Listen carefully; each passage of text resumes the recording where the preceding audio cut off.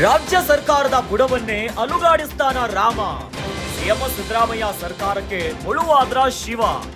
HDK versus DKShi ಮಧ್ಯೆ ಕಾಳಗ ಪತನ ಫೈಟ್ ಶುರುವಾಗಿದೆ. ರಾಮನಗರ ಹೆಸರು ಬದಲು ಕೆಂಡವಾದ ಕುಮಾರ.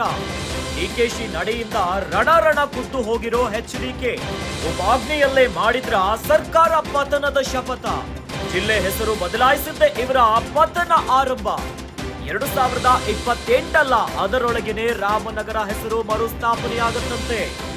ರಾಮನಗರ ಅಂತ ಮತ್ತೆ ಹೆಸರು ಬರುತ್ತೆ ಅಂತ ಕುಮಾರಸ್ವಾಮಿ ಹೇಳಿದ್ದಾರೆ.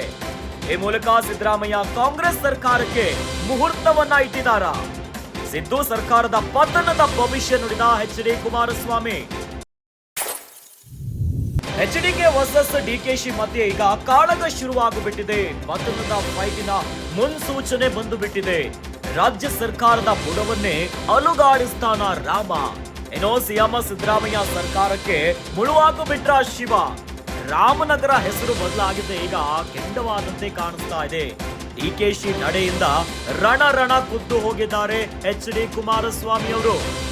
ಉಪಾಜ್ಞೆಯಲ್ಲೇ ಮಾಡಿದ್ರ ಹಾಗಾದ್ರೆ ಸರ್ಕಾರ ಪತನದ ಶಪಥ. ರಾಮನಗರ ಹೆಸರನ್ನ ಬದಲು ಮಾಡಿ ಬೆಂಗಳೂರು ದಕ್ಷಿಣ ಎನ್ನುವಂತ ಮಾಡುವಂತ ವಿಚಾರ ಈಗ ಭಾರಿ ಚರ್ಚೆಗೆ ಕಾರಣವಾಗ್ತಾ ಇದೆ. ಇವೆಲ್ಲದರ ನಡುವೆ ಈಗ ಕೋಪಾಗ್ನಿಯಲ್ಲೇ ಮಾಡಿದ್ರ ಸರ್ಕಾರ ಪತನದ ಶಪಥ. ಹಾಗಾದ್ರೆ ಜಿಲ್ಲೆ ಹೆಸರು ಬದಲಾಯಿಸಿದ್ದೇ ಇವರ ಪತನಕ್ಕೆ ಆರಂಭ ಇಟ್ಟಂತಾಗಿದೆ. ಇನ್ನು ಕೇಂದ್ರ ಮಂತ್ರಿ ಕುಮಾರಸ್ವಾಮಿ ಅವರು 2028 ಅದರೊಳಗೇನೆ ರಾಮನಗರ ಹೆಸರು ಮರುಸ್ಥಾಪನೆ ಮಾಡ್ತೀನಿ ಅಂತ ಹೇಳ್ತಿದ್ದಾರೆ.